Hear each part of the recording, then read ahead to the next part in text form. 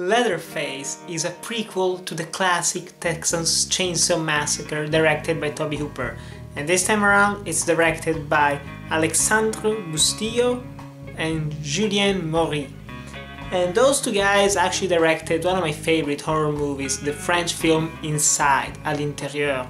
I really loved that one, and when this film got announced I was a little bit skeptic. Then the first trailer came out and I remembered, yeah, it's from the guys from Inside, and I got really excited for it. And now it's released, and I think this is probably the fourth best Texas Chain Saw movie, which is honestly not saying much. Weirdly enough, I like this franchise, even though most entries are terrible. I only really like 3 of them: the first movie, the second one, and the remake. All the others are just very bad, very bad. And this one is not as bad as the other movies for a multitude of reasons. Most especially, they have good directors at the helm. But other than that, this is not a good movie. And the timeline of these Chainsaw movies, it's all over the place. So let's just watch this as a standalone prequel, if it makes sense, because we already got a prequel to the remake.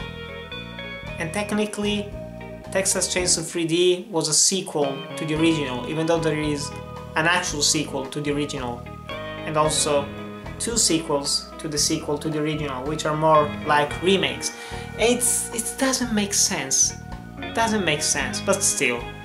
Leatherface. Leatherface is pretty much not a Texas Chain Saw movie, and it's not called that, so honestly I do appreciate that, because this is more of a Rob Zombie's version of Natural Born Killers. Okay, touché. It's Devil's Rejects, only with Leatherface in it. And when I say Leatherface is in it, it really is an origin story, in the sense that the real Leatherface is only in the last 10 minutes of the film, because the rest of it we're following this group of psychopaths who have escaped a mental asylum, and they have kidnapped a young nurse, and their goal is to escape from an evil sheriff. Yeah, that's it. That's the plot of the movie, pretty much. And one of those 4 insane people is Leatherface, and there is a gigantic red herring in more ways than one. You should think that that's Leatherface, the actual one, but in reality it's another one, and you do kind of see it coming because they just really focus on that character instead of on the other one. But still, this film is probably the most story-focused and story-driven Texas Chain Saw movie, and that's not necessarily a plus, mostly because the dialogue is terrible in this film. Some sequences are bad, especially in the beginning when we are in the mental asylum. That's just, whoa, it was painfully delivered, it was written poorly, and it was not enjoyable at all. Later on the film does get a little bit better, but it just never packs quite a punch. It does homage the original in a multitude of ways. Mainly we have the actual Sawyer family recreated like in the original film. That was a nice addition, nice attention to detail and little things. Some of the acting was actually pretty great, mostly Lili Taylor, she was fantastic. Stephen Dorff did a good job as the evil sheriff. And we also have Finn Jones from Iron Fist and Game of Thrones fame, and he's fine in this film. I think he's a good actor, honestly.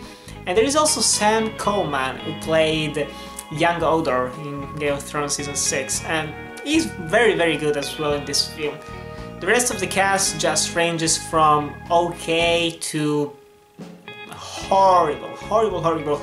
But honestly, during this film I just never cared, and of all the things that they could have done to make an origin story about Leatherface, they go with the least Leatherfacey story possible. I was hoping to see, well, hoping in a weird sense, but it would have been nice to see this mentally ill person, almost, well, not autistic, he has mental issues, strong mental issues, Leatherface as a character, but he's only half as good as the family itself. And for the most movie we are not with the Sawyer family, and it would have been way better to have something closer, weirdly enough, to the Texas Chain Saw beginning rather than this film, because it does not focus on anything. It is an hour and 24 minutes long, the actual film, and it's too fast for its own good. You don't care about any of the characters.